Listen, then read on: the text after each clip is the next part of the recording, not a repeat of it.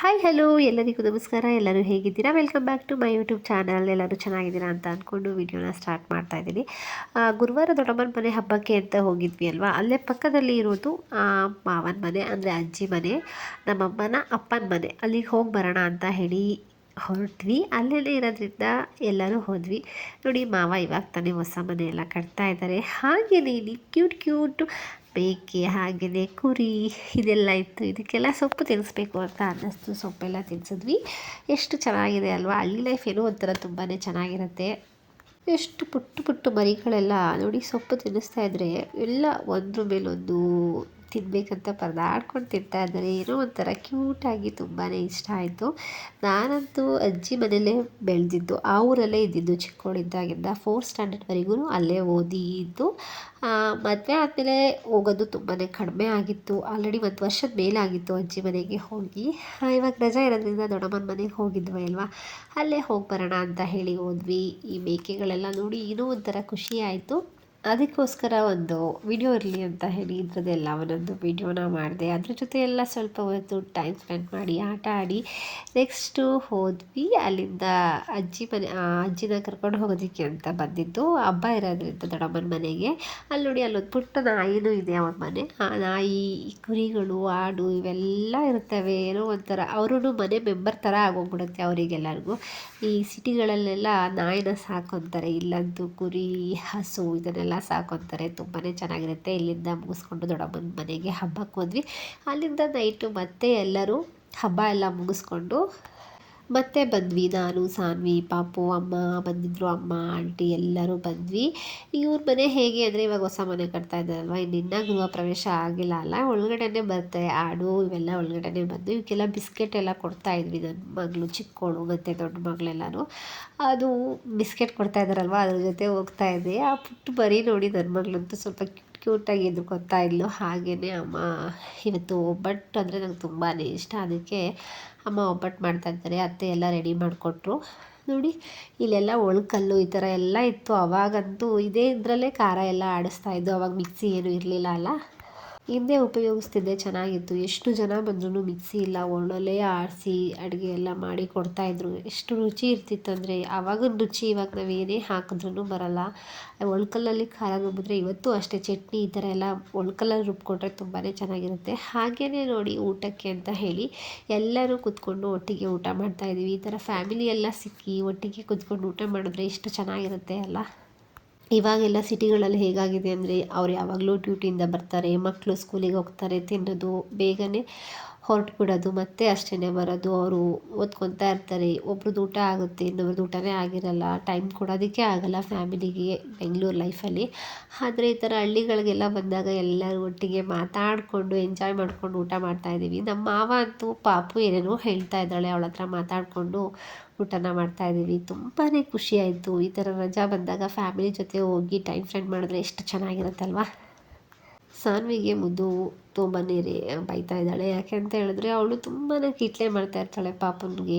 Light off ಮಾಡೋದು, light on ಮಾಡೋದು, ಅವಳನ್ನ ಹೆದರಿಸ್ತಾ ಇದ್ಲು. ಅವಳಂತೂ ಹೆದರ್ತಿರ್ಲಿಲ್ಲ. ಮಾವ ಜೊತೆ ಸೇರಿಕೊಂಡು ಕಿಟ್ಲೆ ಮಾಡಿಕೊಂಡು ಎಲ್ಲರಿಗೂ ಬೈತಾ ಇದ್ಲು. ಈ ಥರ ಎಲ್ಲ ಸೇರಿದಾಗ ಮಲ್ಗೋದಂತೂ ತುಂಬಾ ಲೇಟು. ಮಾತಾಡ್ಕೊಂಡು ಕೂತ್ಬಿಡ್ತೀವಿ. ನಮ್ಮ ಮನೇಲೂ ಹಾಗೇ. ಇವ್ರು ಬಂದು ನಮ್ಮಮ್ಮನ ತಮ್ಮ, ಲಾಸ್ಟ್ ಇವರೇ ಕೊನೆ ಮಾವ ನಮಗೆ ಅಮ್ಮನ ಅಕ್ಕ ತಂಗಿಯವ್ರು ಬಂದು ಎಲ್ಲ 4 ಜನ ಇದ್ದಾರೆ. ಎಲ್ಲರಿಗೂ ನಾನು ಒಬ್ಬಳೇ ಮಗಳು. ಏನೋ ಒಂಥರ ಖುಷಿ ಆಗುತ್ತೆ, ನಾನು ಇವರೆಲ್ಲರಿಗೂ ಒಬ್ಬಳೇ ಮಗಳಲ್ವ ಅಂತ. ತುಂಬಾ ಮುದ್ದಾಗಿ ಸಾಕಿದ್ರು ನನ್ನನ್ನು. ನೆಕ್ಸ್ಟ್ ನೋಡಿ, ನೈಟು ಮಲ್ಕೊಳ್ಳೋಕ್ಕೆಲ್ಲ ಒಟ್ಟಿಗೆ ಹಾಸ್ಕೊಂಡು ಮಲ್ಕೊತಾ ಇದ್ದೀವಿ. ಎಲ್ಲರೂ ಇದ್ದೀವಿ ಅಲ್ವಾ. ಮಲಗಿದಂತೂ 1-2 ಗಂಟೆನೇ ಆಗೋಯಿತು. ಸಾನ್ವಿ ಅಂತೂ ಮಲ್ಕೊಳ್ಳೋಕ್ಕೆ ನಿದ್ದೆ ಬರ್ತಾಯಿಲ್ಲ ಅಂತೇಳಿ ಮುದ್ದು ಕರ್ಕೊಂಡು ಡ್ಯಾನ್ಸ್ ಮಾಡ್ತಾಯಿದ್ಲು. ಮಾವ ಲೈಟ್ ಆಫ್ ಮಾಡ್ತೀನಿ ಇವಾಗ, ಅಷ್ಟೇ ಗಲಾಟೆ ಮಾಡ್ತಾಯಿದ್ರಿ ಅಂದ್ಕೊಂಡ್ರೆ ರೇಗಿಸ್ತಾಯಿದ್ರು. ಅವಳಂತೂ ಮಲ್ಗೋದಕ್ಕೆ ರೆಡಿ ಇಲ್ಲ. ಫುಲ್ಲು ಡ್ಯಾನ್ಸ್ ಎಲ್ಲ ಆಡ್ಕೊಂಡು ಮಲ್ಗೋಷ್ಟರಲ್ಲಿ 2 ಗಂಟೆ ಆಯಿತು. ನೆಕ್ಸ್ಟ್ ಮಾರ್ನಿಂಗ್ ಎದ್ದು ಹೊಲ್ದತ್ರ ಹೋಗಿ ಬರೋಣ, ಹಾಗೆಯೇ ಫ್ರೆಶ್ ಆಗಿರುತ್ತೆ ಅಂತ ಹೇಳಿ ಎಲ್ಲರೂ ಹೋಗ್ತಾಯಿದ್ದೀವಿ ಹೊಲ್ದತ್ರ. ಅಮ್ಮ ನಾನು ಆಂಟಿ ಎಲ್ಲ ಹೋದ್ವಿ. ಹೋಗಿ ಅಲ್ಲಿ ಸ್ವಲ್ಪ ಮಾವಿನಕಾಯಿ ತುಂಬಾ ಬಿಟ್ಟಿದೆ ನೋಡಿ. ಎಷ್ಟೊಂದು ಮಾವಿನ ಮರ, ಒಂದೇ ಮರ ಇರೋದು ಎಷ್ಟು ಮಾವಿನಕಾಯಿ ಬಿಟ್ಟಿದೆ ಅಂತ ಅಂದರೆ ಯಪ್ಪ, ಸಖತ್ ಮಾವಿನಕಾಯಿ ಬಿಟ್ಟಿತ್ತು. ಅದನ್ನೆಲ್ಲ ಕಿತ್ಕೊಂಡ್ಬಂದರೆ ಉಪ್ಪಿನಕಾಯಿ ಹಾಗೆಯೇ ಮಾವಿನಕಾಯಿ ಹುಳಿ ಮಾಡಿ ಇಟ್ಕೊಂಡ್ರೆ ಚಿತ್ರಾನ್ನಕ್ಕೆಲ್ಲ ಆಗುತ್ತೆ ಅಂತ ಹೇಳಿ ಹೋದ್ವಿ. ಇಲ್ಲಿ ನೋಡಿ, ನಾನು ಚಿಕ್ಕವರಿದ್ದಾಗ ಇದು ಮುಟ್ಟಿದ್ರೆ ಮುನಿ ಸೊಪ್ಪು ಗಿಡ ಅಂತ, ಇದು ಚೆನ್ನಾಗಿರುತ್ತೆ. ಮುಟ್ಟಿದ ತಕ್ಷಣ ಅದ್ರ ಪಾಡಿಗೆ ಅದು ಮದ್ರಕೋಗ್ಬಿಡುತ್ತೆ. ಅದಕ್ಕೆ ಇದನ್ನು ಮುಟ್ಟಿದ್ರೆ ಮುನಿ ಸೊಪ್ಪು ಅಂತ. ನಾವು ಚಿಕ್ಕವರಿದ್ದಾಗ ಇದರಲ್ಲೆಲ್ಲ ತುಂಬ ಆಟ ಆಡ್ತಾ ಇದ್ವಿ. ಹೋಗೋದು, ಅದನ್ನು ಮುಟ್ಟಿದ ತಕ್ಷಣ ಅದ್ರ ಮುದ್ರಕೋಗ್ಬಿಡೋದು. ನೋಡೋಕೆ ಏನೋ ಒಂಥರ ಖುಷಿ ಆಯಿತು. ಇದೆಲ್ಲ ಚೈಲ್ಡ್ಹುಡ್ ಲೈಫ್ನ ನೆನಪು ಮಾಡುತ್ತೆ. ನಾನಂತೂ ಚಿಕ್ಕವಳಿದ್ದಾಗ ತುಂಬಾ ತರಲೆ ಹಾಗೆಯೇ ಇಂಥ ಗಿಡಗಳು, ಹಾಗೆಯೇ ಹಣ್ಣು, ಕಾರೆ ಹಣ್ಣು, ರೋಟಿ ಹಣ್ಣು ಇದೆಲ್ಲ ಬರ್ತಿತ್ತಲ್ಲ, ಇದನ್ನೆಲ್ಲ ಕಿತ್ಕೊಂಡು ಸ್ಕೂಲಿಗೆ ಹೋಗ್ಬೇಕಾದ್ರೆ ತಿನ್ಕೊಂಡು ಹೋಗೋದು. ಹೋಗಬೇಕಾದ್ರೆ ಬಸ್ಸಲ್ಲಿ ಹೋಗ್ತಾಯಿದ್ವಿ, ಬರಬೇಕಾದ್ರೆ ನಡ್ಕೊಂಡು ಬರ್ತಿದ್ವಿ. ಈ ಹಣ್ಣು ಅಷ್ಟೇ, ಇದನ್ನು ನಾವು ತಿಂತಾಯಿದ್ವಿ. ಇದು ಹೆಸ್ರು ಏನೋ ಮರ್ತೋಗ್ಬಿಟ್ಟಿದೆ. ಇದನ್ನು ಅಷ್ಟೇ ನಾವು ತಿಂತಾಯಿದ್ವಿ. ಬಾಯೆಲ್ಲ ನೀಲಿ ಕಲರ್ ಆಗ್ತಾಯಿತ್ತು, ಇಂಕ್ ಥರ ಆಗ್ತಾಯಿತ್ತು. ನಾವು ಇದನ್ನು ಇಂಕು ಥರ ಬಾಯಲ್ಲೆಲ್ಲ ಹಾಕ್ಕೊಂಡು ತಿನ್ನೋದು ಅದೆಲ್ಲ ಮಾಡ್ತಾಯಿದ್ವಿ. ತುಂಬಾ ಹಣ್ಣು ಅವಾಗೆಲ್ಲ ತಿಂತಾಯಿದ್ವಿ. ಎಷ್ಟೊಂದು ಇದೊಂಥರ ಒಗ್ರೊಬ್ರು ಚೆನ್ನಾಗಿರ್ತಿತ್ತು ಈ ಹಣ್ಣು. ಇದನ್ನೆಲ್ಲ ತಿಂತಿದ್ವಿ. ಹಾಗೆಯೇ ಕಾರೆ ಹಣ್ಣು, ರೋಟಿ ಹಣ್ಣು, ಆಮೇಲೆ ಈ ಪಾಪಸ್ಕಳ್ಳಿ ಹಣ್ಣು ಬರುತ್ತಲ್ಲ, ಅದನ್ನು ಉಚ್ಕೊಂಡ್ಬಿಟ್ಟು ಅದ್ರ ಮಧ್ಯೆ ಗರ್ಗಸ ಅಂತ ಇರೋದು, ಅದನ್ನು ತೆಗೆದುಬಿಟ್ಟು ತಿಂದವು.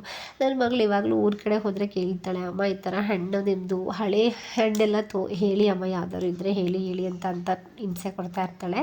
ಹಾಗೆಯೇ ರೋಟಿ ಹಣ್ಣು ಬರ್ತಾಯಿತ್ತು, ಅದು ಅಷ್ಟೇ ತುಂಬಾ ಚೆನ್ನಾಗಿರ್ತಿತ್ತು. ಬೆಟ್ಟದ ಹುಣಸೆ ಹಣ್ಣು, ಇದನ್ನೆಲ್ಲ ತುಂಬಾ ತಿಂತಾಯಿದ್ವಿ. ನಾನಂತೂ ಹೇಳ್ತಿದ್ದಲ್ಲ, ಸ್ಕೂಲ್ ಬಿಟ್ಟರೆ ಬರೀ, ಇನ್ನೂ ಚಿಕ್ಕವರಲ್ವ ಅವಾಗೆಲ್ಲ 3-4ನೇ ಕ್ಲಾಸು, ಸ್ಕೂಲ್ ಬಿಟ್ಟರೆ ಬರೀ ರೋಡಲ್ಲೆಲ್ಲ ಹಣ್ಣುಗಳು ತಿನ್ನೋದು, ಮಾವಿನ ತೋಟ ಸಿಕ್ಕಿದ್ರೆ ಮಾವಿನಕಾಯಿ ಕಿತ್ಕೊಂಡು ತಿನ್ನೋದು, ಎಷ್ಟು ಎಂಜಾಯ್ ಮಾಡ್ತಾಯಿದ್ವಿ ಅಂದರೆ. ಇವಾಗಿನ ಮಕ್ಕಳನ್ನ ಯಪ್ಪ ಹೊರಗಡೆ ಬಿಡೋದಕ್ಕೂ ಭಯ ಆಗುತ್ತೆ. ಹಾಗೆಯೇ ಸ್ಕೂಲ್ ಬಿಟ್ಟರೆ ಸೀದಾ ಮನೆಗೆ ಬಂದುಬಿಡ್ತಾರೆ. ಅದಕ್ಕೋಸ್ಕರ ಮಕ್ಕಳನ್ನ ಆದಷ್ಟು ರಜಾ ಇದ್ದಾಗ ಊರಿಗೆ ಕರ್ಕೊಂಡೋಗಿ ಅಲ್ಲಿನ ವಾತಾವರಣದ ಬಗ್ಗೆನೂ ಮಕ್ಕಳಿಗೆ ಹೇಳ್ಕೊಟ್ರೆ ತುಂಬಾ ಅವರಿಗೂ ಇಷ್ಟ ಆಗುತ್ತೆ. ಹಾಗೆಯೇ ಫ್ಯಾಮಿಲಿ ಎಲ್ಲರನ್ನೂ ಮರಿಬಾರ್ದಲ್ವ, ಅವರಿಗೂ ಗೊತ್ತಾಗಬೇಕು ಇವ್ರು ನಮ್ಮ ಅಜ್ಜಿ ತಾತ ನನ್ನ ಫ್ಯಾಮಿಲಿಯವರು ಅನ್ನೋದೆಲ್ಲ ರಿಲೇಷನ್ ಎಲ್ಲ ಅವರಿಗೆ ಸಂಬಂಧದ ಬಗ್ಗೆ ತಿಳಿಸ್ಕೊಡ್ಬೇಕು ಅವರಿಗೆಲ್ಲ. ತುಂಬಾ ಚೆನ್ನಾಗಿ, ಇದು ಕಾಡು ಮಲ್ಲಿಗೆ ಗಿಡ ಅಂತ ಹೇಳಿ, ಇದು ನೋಡಿ ಗಮ್ಮನ್ನುತ್ತೆ. ಇದನ್ನು ಅಲ್ಲಿತ್ತು ಆಂಟಿ ಕಿತ್ತು ಕೊಟ್ಟರು ನೋಡೋಣ ಅಂತ. ಇದ್ರ ಬಗ್ಗೆ ಅಷ್ಟು ನನಗೆ ಗೊತ್ತಿಲ್ಲ. ಆಂಟಿ ಹೇಳ್ತಾ ಇದ್ರು ಇದು ಕಾಡು ಮಲ್ಲಿಗೆ ಅಂತ, ಇದನ್ನು ಕಳಶಕ್ಕೆಲ್ಲ ಹಾಕಿದ್ರೆ ತುಂಬಾ ಚೆನ್ನಾಗಿರುತ್ತೆ ಅಂತ ಹೇಳಿ ಕಿತ್ಕೊಂಡು ಬಂದರು. ಹಾಗೆಯೇ ನೋಡಿ, ಮಾವಿನಕಾಯಿ ಕಿತ್ಕೊಳ್ಳೋದಕ್ಕೆ ತುಂಬ ಮೇಲ್ಗಡೆ ಇತ್ತಲ್ಲ, ನಾನು ನನಗೆ ಮರ ಹತ್ತಕ್ಕೆಲ್ಲ ಬರುತ್ತೆ, ಬಟ್ ಹತ್ತೋಣ ಅಂತ ಅಂದ್ಕೊಂಡೆ.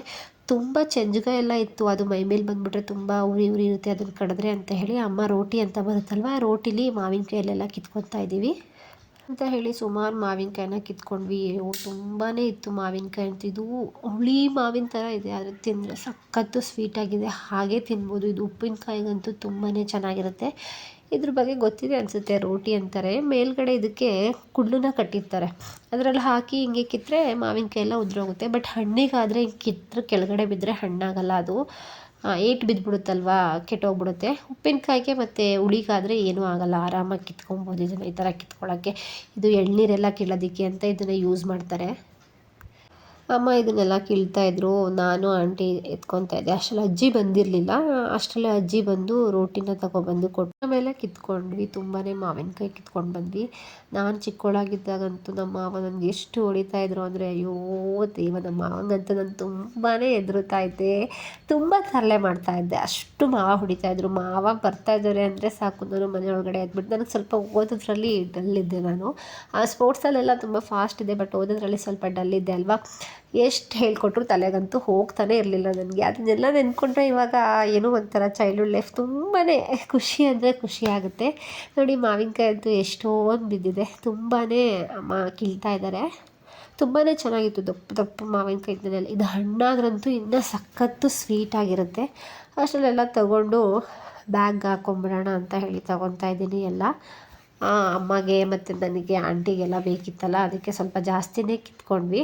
ಇದನ್ನು ಹಣ್ಣು ಮಾಡೋದಕ್ಕಾಗಲ್ಲ, ಇನ್ನೂ ಹಣ್ಣಿಗೆ ಬಂದಿಲ್ಲ, ಇನ್ನು ಕಾಯಿರೋದ್ರಿಂದ ಇನ್ನೂ ಸ್ವಲ್ಪ, ಇನ್ನೂ ಒಂದು 2-3 ತಿಂಗಳು ಬೇಕು ಅನಿಸುತ್ತೆ ಹಣ್ಣಾಗೋದಕ್ಕೆ. ಇದು ಈ ಮಾವಿನಕಾಯಿ ತೊಗೊಂಡ್ಬಂದಿನಲ್ವ, ಇದ್ರದ್ದು ಉಪ್ಪಿನಕಾಯಿ ಹಾಗೆಯೇ ಮಾವಿನಕಾಯಿ ಚಿತ್ರಾನ್ನದ ಹುಳಿ ಎಲ್ಲ ಮಾಡ್ತೀನಿ. ಅದ್ರದ್ದು ರೆಸಿಪಿನೂ ನಾನು ಶೇರ್ ಮಾಡ್ತೀನಿ, ಹೋಗಿ ಚೆಕ್ ಮಾಡಿ. ನನಗಂತೂ ಮರ ಹತ್ತೋದಂದರೆ ತುಂಬಾ ಇಷ್ಟ. ತುಂಬಾ ಎಲ್ಲ ಮರಗಳು ಹತ್ತುತ್ತಾ ಇದ್ದೆ ಆವಾಗಂತೂ. ಇವಾಗ ಮದುವೆ ಆದಮೇಲೆ ಕಡಿಮೆ ಆಗೋಗ್ಬಿಟ್ಟಿದೆ, ಊರ ಕಡೆ ಹೋಗೋದೇ ಕಡಿಮೆ. ನಾನು ಹೋದಾಗ ನನ್ನ ಜೊತೆ ಅಂತೂ ದೊಡ್ಡಮ್ಮ ಆಂಟಿ ಎಲ್ಲ ಬರ್ತಾರೆ. ಬಂದಾಗ ಖುಷಿಯಾಗಿ ಹೋಗ್ತೀವಿ. ಬರಬೇಕಾದ್ರಂತೂ ತುಂಬಾ ಬೇಜಾರಾಗುತ್ತೆ. ಇನ್ನು ಸ್ವಲ್ಪ ದಿನ ಅಲ್ಲೇ ಇರಬೇಕಿತ್ತು ಅನ್ನಿಸುತ್ತೆ, ಅಷ್ಟೊಂದು ಬೇಜಾರಾಗುತ್ತೆ. ಏನು ಮಾಡೋದು, ನಮಗೂ ಮಕ್ಕಳು ಫ್ಯಾಮಿಲಿ ಇರುತ್ತಲ್ವ, ಅವ್ರನ್ನ ನೋಡ್ಕೊಬೇಕು. ಅದಕ್ಕೋಸ್ಕರ ಬರಲೇಬೇಕಾಗುತ್ತೆ ಊರ ಕಡೆ, ಏನೂ ಮಾಡೋಕ್ಕಾಗಲ್ಲ. ಆದ್ರೂ ಹಳ್ಳಿ ಕಡೆ ಆವಾಗವಾಗ ಹೋಗ್ತಾ ಇರಬೇಕು. ಹಳ್ಳಿ ವಾತಾವರಣದಷ್ಟು ಸಿಟಿಲಿ ಇರಲ್ಲ. ಎಷ್ಟು ಗಾಳಿ ಬೆಳಕು ಎಷ್ಟು ಚೆನ್ನಾಗಿರುತ್ತೆ. ಅದರಲ್ಲೂ ಮಧ್ಯ ತೋಟದ ಹತ್ರ ಮನೆ ಇದ್ಬಿಟ್ರಂತೂ ಇನ್ನೂ ಚೆನ್ನಾಗಿರುತ್ತೆ. ಎಲ್ಲ ಕಿತ್ಕೊಂಡು ಹೊರಟ್ವಿ ಮನೆ ಹತ್ರ. ನೋಡಿ ಅಜ್ಜಿ ರೋಟಿ ಎಲ್ಲ ಇಟ್ಕೊಂಡು ಬರ್ತಾಯಿದ್ದಾರೆ, ಅಮ್ಮ ಮಾವಿನಕಾಯಿನ ತೊಗೊಂಡು ಬರ್ತಾಯಿದ್ದಾರೆ. ಅಜ್ಜಿ ಅಂತ ಇದ್ರು ಎಲ್ಲನೂ ವೀಡಿಯೋ ಮಾಡ್ಕೊ, ನೀನಂತೂ ಏನು ಸಿಗುತ್ತೆ ಎಲ್ಲ ವೀಡಿಯೋ ಮಾಡ್ಕೊ ಅಂತ ಹೇಳಿ ತುಂಬ ರೇಗಿಸ್ತಾ ಇದ್ರು. ಹಾಗೆಯೇ ಅಜ್ಜಿಗಂತೂ ನಾನು ಚಿಕ್ಕವಳಿದ್ದಾಗ ತುಂಬಾ ಟಾರ್ಚರ್ ಕೊಟ್ಟಿದ್ದೀನಿ. ಅಪ್ಪ ಪ್ರತಿಯೊಂದಕ್ಕೂ ನಾನು ಹಾಗಿರಬೇಕು, ಹೀಗೆ ಹಿಂಸೆನ ಸಹಿಸ್ಕೊಂಡು ನನ್ನನ್ನು ಸಾಕಿದಾರಲ್ಲ, ನಿಜವಾಗ್ಲೂ ಗ್ರೇಟ್ ಅಂತಲೇ ಹೇಳಬೇಕು. ಅದಕ್ಕಿಂತ ಹೆಚ್ಚಾಗಿ ನನ್ನ ಇನ್ನೊಬ್ಬರು ಆಂಟಿ ಇದ್ದರು. ಅವರಂತೂ ನನ್ನನ್ನು ಎಷ್ಟು ಮುದ್ದಾಗಿ ಬೆಳೆಸಿದ್ರು ಅಂದರೆ ಕೆಳಗಡೆ ಇಳಿಸ್ತಿರ್ಲಿಲ್ಲ, ಎತ್ಕೊಂಡೇ ಓಡಾಡೋರು. ಅಷ್ಟು ಚೆನ್ನಾಗಿ ನನ್ನನ್ನು ಸಾಕಿದ್ದಾರೆ. ಅವ್ರನ್ನೆಲ್ಲ ಈಗ ನೆನ್ಕೊಬೇಕು. ಇವಾಗಲೂ ಹೇಳ್ತಾ ಇರ್ತಾರೆ, ಆಂಟಿ ನಾನು ಇಷ್ಟು ದೊಡ್ಡೋಳಾಗಿ ನಿನಗೊಂದು ಆಲ್ರೆಡಿ 2 ಮಕ್ಕಳಿದ್ದಾರೆ, ಅಷ್ಟು ಬೇಗ ನೀನು ಇಷ್ಟು ದೊಡ್ಡೋಳಾದ ಅಂತ ಹೇಳ್ತಾ ಇರ್ತಾರೆ ನನ್ನ ಆಂಟಿ. ನನ್ನ ಫ್ಯಾಮಿಲಿ ಹೇಳಿದ್ನಲ್ಲ ಫಸ್ಟೇ, ನಾನು ಎಲ್ಲರಿಗೂ ಒಬ್ಬಳೇ ಮಗಳು ಅಂತ. ತುಂಬಾ ಇಷ್ಟ ನಾನಂದರೆ ಏನೋ ಒಂಥರ. ಇಲ್ಲಿ ಒಂದು ಚಿಕ್ಕ ಕ್ಯಾಟ್ ಕಾಣ್ತು, ಅದರದ್ದು ವೀಡಿಯೋ ಮಾಡಿಕೊಂಡೆ. ಹಾಗೇನೆ ನೋಡಿ ಇಲ್ಲಿ ಇದು ಬಂದು ಎತ್ತುಗಳು ಹೊಲದಕ್ಕೆ ಅಂತ ಇದನ್ನೆಲ್ಲ ಇದು ಮಾಡ್ತಾರೆ. ಅದು ಬಿಟ್ಟರೆ ಹಸು ಎಲ್ಲ ನೋಡಿರ್ತೀರ ಆಲ್ಮೋಸ್ಟ್ ಆಗಿ. ಇಲ್ಲಿಂದ ಬಂದರೆ ಇವರು ನನಗೆ ಇನ್ನೊಬ್ಬರು ಚಿಕ್ಕಜ್ಜಿ ಅಂತಲೇ ಹೇಳ್ಬೋದು. ಇವ್ರು ನಮ್ಮ ಅಮ್ಮಂಗೆ ಚಿಕ್ಕಮ್ಮ ಆಗಬೇಕು, ನಮ್ಮ ಅಜ್ಜಿ ತಂಗಿ ವಾರ್ಗಿತಿ ಅಂತಾರಲ್ಲ ಅವರು ಹೇಳ್ತಾಯಿದ್ರು, ನಾನು ಹಿಂಗಿದ್ದೀನಿ, ಹಿಂಗೆಲ್ಲ ವೀಡಿಯೋ ಮಾಡ್ಕೊತೀಯ ಅಂತ. ಏನಾಗಲ್ಲ ಬಿಡಿ ಅಂತ ಹೇಳಿ ವೀಡಿಯೋನ ಮಾಡಿಕೊಂಡೆ. ಹಾಗೆಯೇ ಇವರು ಒಂದು ಅತ್ತೆನ ಇನ್ನೊಬ್ಬರು ಅತ್ತೆ ಇದ್ದಾರೆ, ಅವರು ಬಟ್ಟೆ ಒಗಿತಾಯಿದ್ರು. ಅವರು ಎಲ್ಲ ರೇಗಿಸ್ತಾ ಇದ್ರು, ಎಲ್ಲ ವೀಡಿಯೋ ಮಾಡ್ಕೊತೀಯ ನೀನು ಅಂತ ಹೇಳಿ. ಅಲ್ಲಿಂದ ಮನೆಗೆ ಬಂದರೆ ಸಾನ್ವಿ ಅಷ್ಟರಲ್ಲಿ ಹೋಲ್ಸೇಲ್ ಅಂತ ಹೇಳಿ ಜಾಮೂನು, ಬೋಟಿ, ಹಾಲು ಕೋವಾ ಎಲ್ಲ ತೊಗೊಂಡಿದ್ದಾಳೆ. ಇದಂತೂ ನನಗಂತೂ ತುಂಬಾ ಇಷ್ಟ. ನಾನು ಚಿಕ್ಕವಳಿದ್ದಾಗ ತುಂಬಾ ತಿಂತಾಯಿದ್ದೆ. ಇದನ್ನೆಲ್ಲ ತಗೊಂಡು ನಿಂತಿದ್ಲು ರೆಡಿಯಾಗಿ ಹೋಗೋದಕ್ಕೆ. ಈ ವಿಡಿಯೋ ನಿಮಗೆ ಇಷ್ಟ ಆಗಿದರೆ ಒಂದು ಲೈಕ್ ಮಾಡಿ, ಶೇರ್ ಮಾಡಿ, ಸಬ್ಸ್ಕ್ರೈಬ್ ಮಾಡ್ಕೊಳ್ಳೋದನ್ನ ಮರಿಬೇಡಿ. Thank you for watching.